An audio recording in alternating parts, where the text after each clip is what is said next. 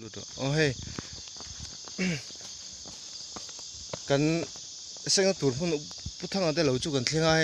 ตัวไอ้ยันให้เราปังเขาเองละเสียงละวะให้เราปังจะถ่ายหุ่นเฟี้ยอะไรนี่จนให้ตัวไอ้ยันกันอุ้นเอานู่นแต่กันอุ้นเอาป้าเต้ไอ้ยันมานี่บุเต็มนี่เว้ยจู่ๆพูดถึงเรื่องของกลเมฆนี่เฮ้อันนั้นล้านฟิลพวกเสียเนี่ยเลยท่าที่เราไม่ปิ้งแบบทุกโดนมีกันปิ้งหนังที่ได้มีให้กันอุลาปาเร่ละเนี่ยให้ VDP ลำโพกันชวนบอกได้ไหมนี่ฟิลตุกชวนที่กันก็เสียเลยให้กันแท่งไว้เดินนี่กันแท่งเจ้า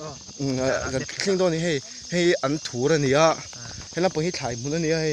ถูเลยนี่จนบุปผาเลี้ยมันสิ่งตัวให้ที่เราปังจุงเราปังเขาวิลสิ่งเราจู่นี่เมียละจนคนเราปังอินเราเราปังโอ้โซ่เราปังชีวิตเปลี่ยนเราปังโซ่นี่อ่ะจู่นี่เรื่องอาทิตย์ดูด้วยกันนี่วันนี้วันใจบุญผุดโดนวันนี้就กันโซ่ถ่ายทุบกันงวันนี้จนโซ่ถ่ายโดนนี่จู่จริงอ่ะวันขัดจริงอ่ะเฮ้ยที่นี่ทำกันทิ้งอ่ะเราคุยเก็บปนหลังจากก็ดูถึงพี่มาจนให้ที่เคยกันปนี้แต่ปนหลังคลองนี่นะแต่เราโอ้เฮ้ยเดี๋ยววันนี้อะไรล่ะเนี่ยที่ฮันดิวตีนึงเราเดินให้พวกอินจูกันอินหมดเทียจะให้กันแข่งที่ฮันเฮ้ยที่ฮันไอ้บุปอที่ฮันรู้เฮ้ยบุเฮ้ยอันเซ็งตัวนี้อ่ะจนให้บุปอขี้อัดลุมนั่นซ่านี่ให้บุปอเฮ้ยจนให้ท่ามากันลุดโดนอ่ะท่ามาเฮียน